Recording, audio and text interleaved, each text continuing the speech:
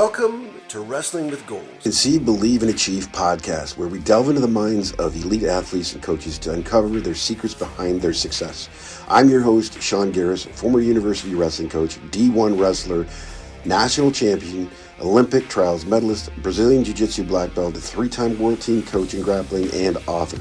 Join me as we explore the realms of training, mindset, goal setting, overcoming adversity, and various coaching methodologies in the world of sports. Today's guest is Vianne Rouleau, coming off her silver medal performance at the U23 World Championships.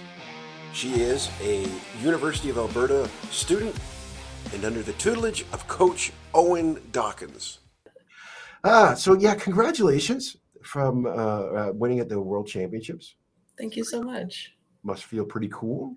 Yeah, it was like kind of an unbelievable moment for myself. So yeah, it does feel cool, but it also hasn't fully sunk it in. So hasn't fully sunk in, eh?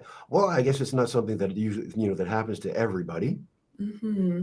I've been to a couple worlds now, and my goal for myself going into this, I was like, I would love to like win some matches internationally. And so to end up in the final was it was beyond my goals. So I was very happy. Like, obviously you want to shoot for that, but I was also like, oh, maybe I need to be realistic and just hope to win a match. But yeah. Well, let's, since you brought it up, I was going to mention it because we are about goals, wrestling with goals. Mm-hmm. So going into this year, how did you set your goals for yourself, or what goals did you set for yourself, and how did you go about achieving them? Like for this World Championships, or just in general for this year? For the year, I guess. For the year? And sorry, would this year be like the university year, or like starting in January? Whatever year you want to talk about. Whatever year I want to talk about. I guess I'll start in January then. I really wanted to be a U Sport champion. That's something that I thought, I was like, this is realistic for myself. This is something I really want. I've been, on this university team for so many years. And last year I didn't quite win U Sport. Last year I did, but the year before that I didn't achieve it. And it was something that was like burning inside me. I was like, I really, really want this. And so that was a big goal for me. And, but I needed to learn how to properly set goals, because just like wanting to win a match has been something that, like, if I haven't achieved it in the past, it like crushes me. And so talking with some of our coaches and stuff, it was learning how to like set outcome-based goals, or not outcome-based goals, process goals, as opposed to outcome-based goals. And so like, what can I do to help me achieve this that I can focus on, where it's not just winning? That's the goal. And so setting goals was like learning to move my feet and moving them in matches, moving my feet and hands together in matches, taking a certain amount of shots in a match, or like what shots have I been working on in practice that I would like to try in a match, and just stuff like that. So how can I use those process goals to achieve the outcomes that I would like, and also allow me to, if I don't quite reach the outcomes that I want, it gives me something where I'm not just completely crushed from the failure, if that's it. So that was kind of how goal setting went this year. And I think you're talking, so I use a different terminology when it comes to that. You process goals, and you said, what was the other one you said? Outcome goals. Okay. Controllable and the controllable goals is a process. That's what the term I would use with my athletes, where these are the controllables. What can you control to get you to the spots that you need to be, right? Yeah. It's because you have the outcome goals that you talked about. That's like, okay, I want to win. Well, you can want all you want. But this exactly happen through osmosis. So you have to have those small goals, right? So you have to look at what you can control to have that effect on the mats, right?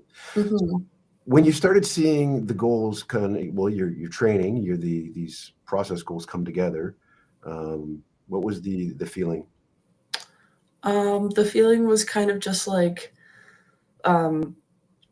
it kind of felt like When I started implementing them, it felt like, oh, I don't know how to wrestle at all. And so it was like, it felt like I'd taken like 10 steps backwards from where I'd been before. But then like working on those and like implementing them and figuring out how to implement them, it felt like instead of like sometimes you plateau, it felt like I was like actually taking a step forward.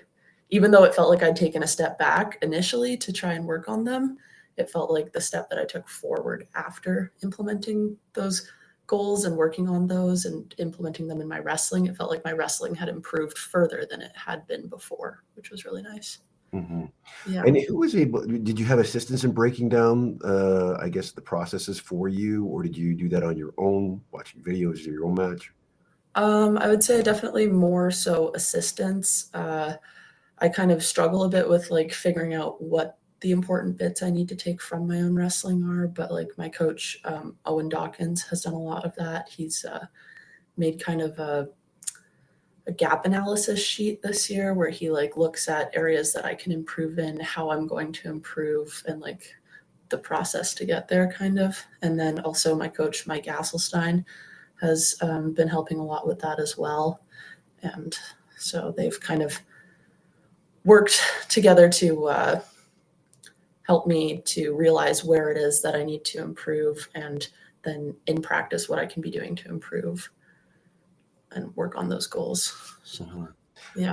As you talked about implementing the process in the match, and you felt like you were going back, was there any emotional, I guess, training, or how did you handle that emotionally? Like it must have been a little bit stressful. Yeah, initially I would say I didn't handle it very well. It was like it was kind of crushing to, like even in practice, and usually like I would say I do like, I'm usually pretty satisfied with how I'm doing in practice, but it would feel like I would come out of practice like just like very distraught because nothing I was doing was working, and I just felt like everything was falling apart, especially like coming towards a world championship. I was like, oh my gosh, I'm not prepared at all. Like I'm going to be terrible. Right. And then like learning kind of to embrace change and embrace that sometimes to get better, you need to take a step back a little bit, and that it's not going to feel easy. It's going to feel difficult, and you're not always like to work on something. It's not always going to work right away. Right. And so you need to just keep trying and trying and trying. But initially it was like, nothing felt like it was working. And I needed to figure out how to sorry, I'm kind of rambling. No, that's fine. I needed to figure out how to like trust the process that my coach had implemented. But emotionally, I was like, there was like 2 weeks where I swear I was crying every single practice because it just felt like things weren't working out. So, yeah. Did you have any support for that, or how did you deal with the emotions? The emotions, definitely my teammates were really helpful. They listened to my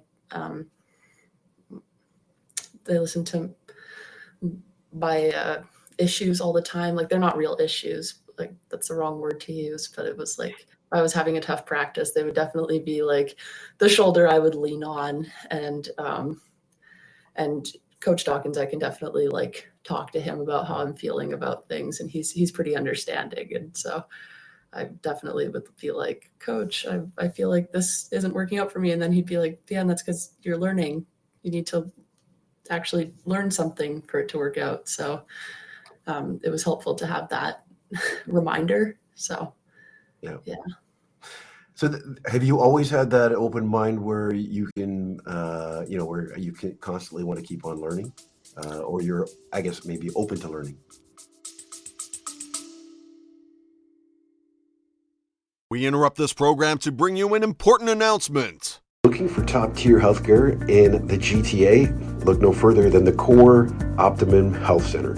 Founded by Dr. Pat Graham, official chiropractor for the Toronto Blue Jays, their clinic offers a wide range of services including physiotherapy, chiropractic care, acupuncture, massage therapy, naturopath, and more. all in a caring professional environment. They also are proud partners with the Shift Concussion Management Program, offering the latest concussion care and online neurocognitive impact testing at their Mississauga location. At the core, your health is their priority. Visit the Core Optimum Health Center today and experience industry-leading care. I would say yes and no. Like Owen likes to describe me as like a student. Like I am a student, but like I really love to learn.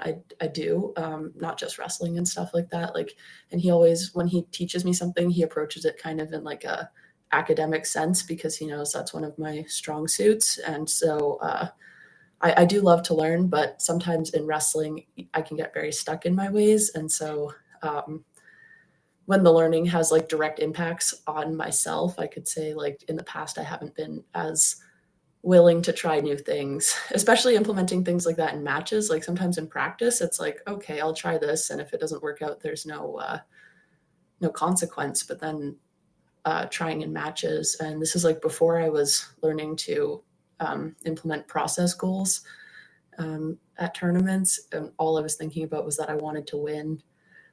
It was definitely like, I wasn't as willing to try something in a match, in a tournament, if I thought I wouldn't win.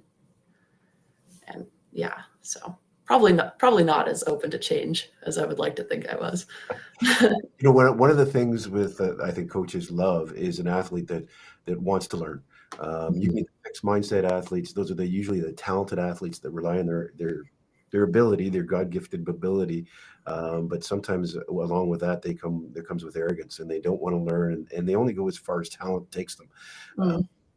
It sounds like that you are not one of those individuals. You're one of the individuals that wants to learn, and those are the athletes that are most coaches aspire to recruit. I know that at the University of Michigan, Jim Richardson, I talked about him a lot.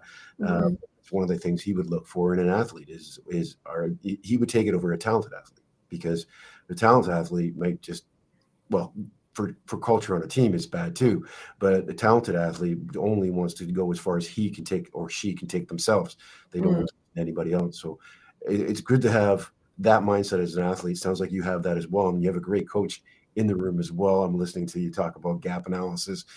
I don't know how many coaches have that going on for them or are thinking along those lines when it comes to coaching athletics. Yeah, I'm really grateful for that. Yeah.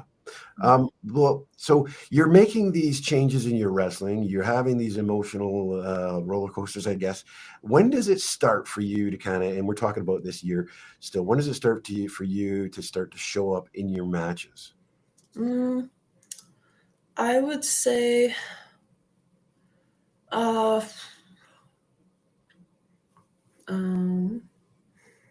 it's interesting because I didn't really, like, over the summer, didn't have any tournaments. And I think Owen has been helping so much over like the last couple of years and stuff, but this gap analysis is kind of new to this summer. And so I would say it's almost been like just this World Championships where it was able to like put that coaching plan into play, because since like the start of this academic cycle, so like in September and even all summer, we were working primarily on hand fighting, because he was like, where our team has been lacking has been in like how to set up shots and then how to take advantage of the opportunities you create for yourself. And so we've been doing hand fighting since May, I think, in our practices. And it was just like, sometimes we would spend like 2 hours, it felt like, hand fighting. And as like frustrating as that was, I could say like I felt like such a huge difference at Worlds this year. I felt like I was able, for the most part, to like have control in my matches that I haven't in the past. And so I would definitely say Worlds, it like really felt like it came together. Hand fighting is a must. The hand fighting I was introduced to was down in the U.S. And you focusing on that a lot, setting up shots, but it's grueling. It is. It's like it's mentally exhausting because you're just Yeah. tearing each other's arms apart. Well, When you that's exactly it. And the approach that like Owen's had this year has been like, how can you tire out your opponent? Like, how can you like work to hand fight? And like, it's not always about that first half of the match. It's like, how by the end of the match can you be the one who's like on top of it? Like, how can you use your hands to like completely exhaust them? Because it's exhausting having your head like tossed around, trying to keep balance, trying to just like all of these things. And so he's been really like working on us like having that like stamina to maintain hand fighting for so long, and also like how to use it. So because that's definitely been a disconnect, especially for myself. I have, hand fighting's great and all, but how can I turn an arm drag into a shot? Which sounds kind of dumb, but like, Mhm. yeah. No, it definitely has I think that's why the Americans are, well, there's a couple of reasons, but that's one of the reasons why the Americans are so successful is they drill that. I can remember being in practice, just, coming out afterwards with my forearms and my knuckles and just tired as hell and swollen, I think, for just the battles. But yeah, Yeah. it's tough. I'm glad to hear he's doing that with you guys. So Mhm. tell me about, I guess let's go to the World Championships with you now and tell me about the first match and just what were you thinking prior to the match, getting in there? You've got this whole plan set in motion. What are you like the day before? The day before, I was cutting weight. I was very dehydrated. I was trying to do anything but psych myself out for the match. So I was like, I was doing a lot of homework, honestly. That's how I was like, anything I can do. Like, I think I get very in my head sometimes during tournaments. And so what I wanted to do was not sit there and imagine the opponent for like build them up in my head if that's not the case. And so I was trying to do my best not to think about it and think about myself. So I was, doing homework, but also like I did a roll around, like what do I do well? And thinking about what I do well and thinking about moving my hands and feet together, like things like that. Like what cues can I try and remember during the match? And then, yeah. So, All right, well, take us to the next day, the following day of competition. Just before you step in on the mat, what's going through your head? And yeah, same thing. I wasn't trying to, I, like, I get very nervous in previous tournaments. And so I was just trying to focus on myself. And so, same thing. I was telling myself, like, I need to move my hands and feet. I'm I'm strong, I'm fast. Like these are the things I'm reminding myself in my head. And then honestly, the Americans were playing a lot of music in the warm-up room, and I was just like listening to music in my head. I wasn't like listening to anything. It was just whatever I could remember. And so I was kind of just trying to relax and have fun and think about myself and not think about my opponent. Because I knew my opponent was like the AIN. So I was like, oh my gosh, it's Russia or Belarus. And I was trying not to be like, it's Russia or Belarus, right? I was just like, oh, they're just another person. I'm also a person. Like trying to we're both wrestlers. They're not like this mystic, incredible country. Like Canada's also pretty incredible. So yeah, just trying to relax. have those I guess those distractions? Do you have distractions that were there that were preventing you? And how did you guide yourself back into that mindset? Like at the tournament? Yeah. Yeah, it was just like anytime I would sit there and start thinking too hard about the fact that like, oh, my opponent also won a match and I won a match, it would just be like, that's okay. That's how every tournament works, or like, oh my gosh, my opponent is another AIN country. Oh, like that's okay. Like they're just people too. They're just wrestlers. Like they're probably dealing with the same thing I'm dealing with and stuff. And it was just trying to remind myself that like I deserve to be there. Like I work hard. Like what can I do to bring it back to myself instead of thinking about my opponent too much? Mhm. So yeah. All right. So you step on the mat, shake hands, and how's it work out for you? The first match, Yeah. uh, I was like shocked. I've never wrestled 72 internationally, and I was like shocked at how strong I felt. It was like kind of like right off the bat, I was just like, whoa, like I could kind of like guide her around and stuff. And that surprised me, I think. Like, I mean, you want to go into a match feeling confident and strong, but I was kind of surprised at just how strong I felt. And I mean, that match didn't last very long. I think I got like a pancake on her, I think, or something like that. Mhm. And so, yeah, it was just, I was just trying to be like, okay, move my hands and feet. And then, yeah, like I said, it just felt really strong. And yeah. So you came out of that match pretty, I'm guessing, pretty happy. Yeah, because I was like, oh my gosh, that was my goal. I wanted to win a match. So I was like, oh my gosh, yay, I just did that. But then it was like, wow, now I have another match. That's crazy. So Well, take us to that process now to the next match. nice. Of course, you've got one under your belt. What's going through your head this next match? The next match, I was kind of waiting to see who it was going to be. It was between, well, I ended up wrestling China. I can't remember who she was going to be, but I was like, I'm not going to watch that match. I'm just going to bring it back to myself. So I was just like, the turnaround was pretty quick actually. And so it was like, I'd relaxed. I'd done a cool down after my match. I was like super amped because I just won a match. Right. But I was like, okay, I have to relax. I have to like, go get water, refuel a little bit. And then it was like warming up for my next match. I was doing like a lot of stance in motion, like trying to just move my feet and hands and get in some explosive like sprints and stuff like that. And then I saw who I was going to be wrestling. I was like, okay, it's China. I don't know anything about China. So that helped a lot. I wasn't like super psyched out for that match or anything like that. I was just like, cool, it's China. I'll wrestle them. Mm-hmm. But yeah, it was just, I think like what was really key for me this tournament was bringing everything back to focus on myself instead of getting nervous about who I would be wrestling. So it was like thinking of all the cues that like my coaches have told me, like while training and stuff like that, like moving hands and feet, keeping a bit of a taller stance because I'm taller than a lot of my opponents. How can I take like an explosive shot and stuff? Because that's something I'm also I'm pretty strong, but I'm not always explosive. So how can I connect those things? And so if I could think about the little process goals leading up to the match, it kind of distracted me from thinking about my opponent too much and getting psyched out for my match. Mm-hmm. Was that something you did in the past? Is thought about your opponents more so than what you could do? Oh yeah. I would definitely like, even in Canada, if it was someone I'd wrestled before and if I'd beat them, like I would be sitting there like, oh my gosh, if I lose this, that's going to be so embarrassing. And then I think I told one of my teammates that, and he was like, that's the dumbest thing I've ever heard. Like, yeah, just go up there and wrestle. Like if you don't give yourself a chance to wrestle, of course it's not going to go well. Like if I get so psyched out and I don't do anything, I'm not giving myself the chance to succeed. So yeah, I've definitely in the past been really super focused on who I'm wrestling as opposed to the fact that I'm just wrestling.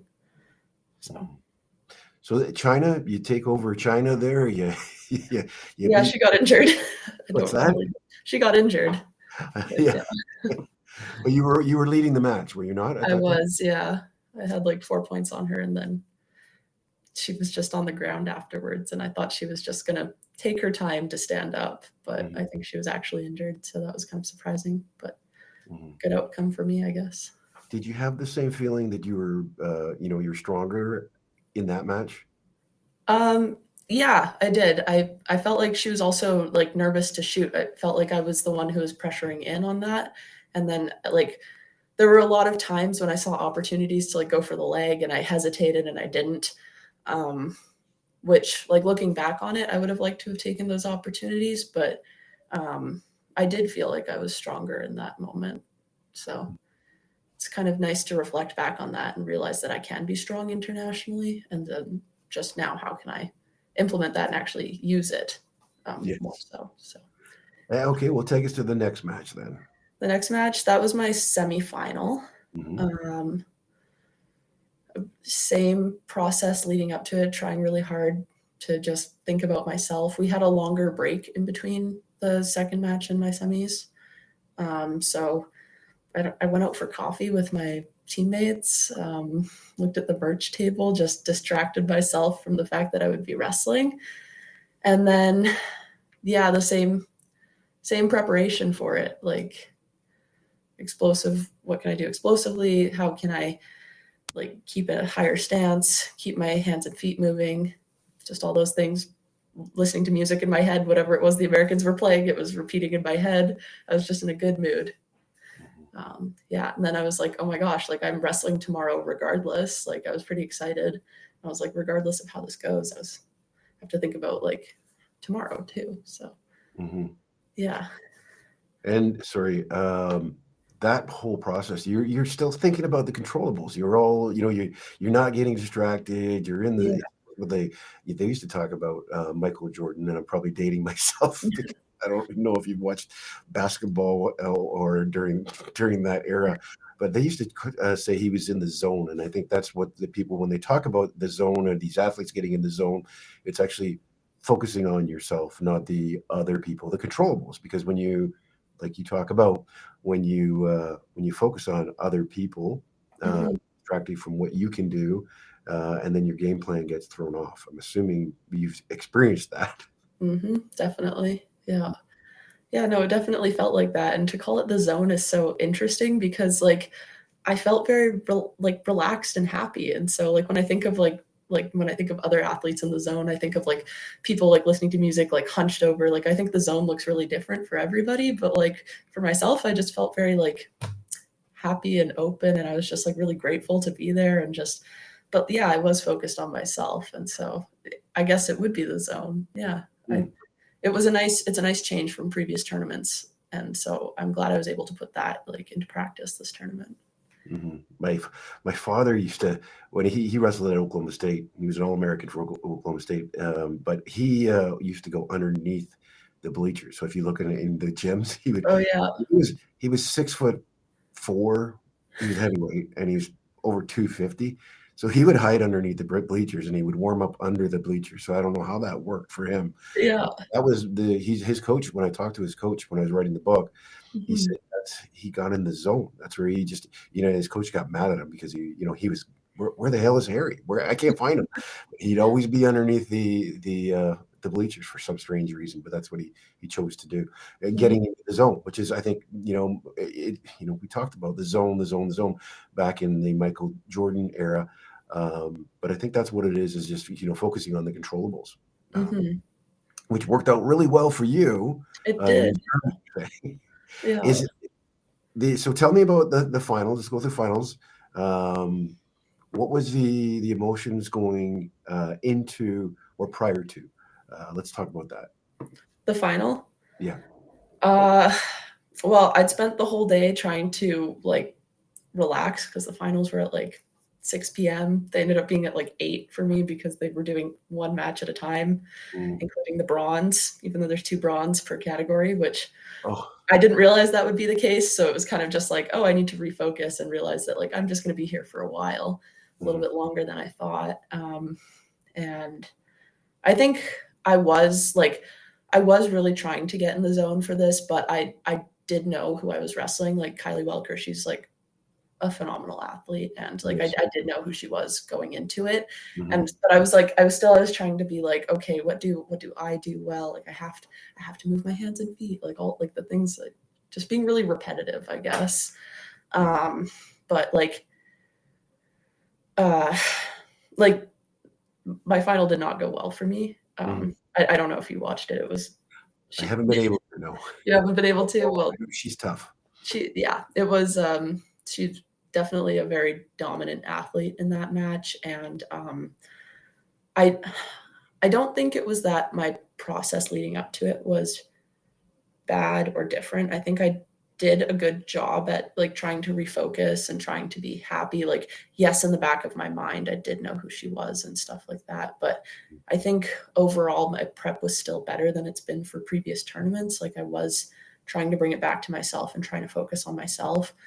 There were a couple distractors going into that match. Like, I went to the wrong mat. I didn't go to the center mat like right before it, which was kind of silly. I don't know why I got kind of nervous, I guess. And I just went right to the first mat instead of going to the center mat because I thought, and then I was like, wait, I'm on the red side. She's supposed to be on the red side. Why is she on the blue side? But it's because she was on the red side for the mat beside us. And just all of these things that were kind of like, oh, I feel a little bit panicked, but like overall, I still feel like my prep was good. Yeah, like I was still focused on myself, but she was like a very dominant athlete in that match, and I didn't even really get the chance to implement some of the things I've been working on. She came out really strong, and I didn't react very well. So some of the things you're talking about, those are distractions. They can have, and you can see that, distractions at a high level, and it does to take a toll on some of the athletes. And refocusing, I think that is the best thing. You're just learning this refocusing thing. This is your first true refocusing. So I'm assuming it's gonna get better, because I think you've bought into this whole culture of refocusing. That concludes part 1 of this episode. Part 2 will be released next week, but don't forget to follow us on Instagram at Coach Geris and on X, as well as our Facebook page, Wrestling with Goals, the Conceive, Believe, and Achieve podcast. I hope you found today's episode insightful and inspiring. Your support means the world to us, so don't forget to subscribe to the podcast and leave a comment in the section below. Your feedback fuels our journey to bring you more valuable content and stories from the realm of sports. Until next time, keep pushing boundaries, believing in yourself, and achieving greatness. Thank you for listening.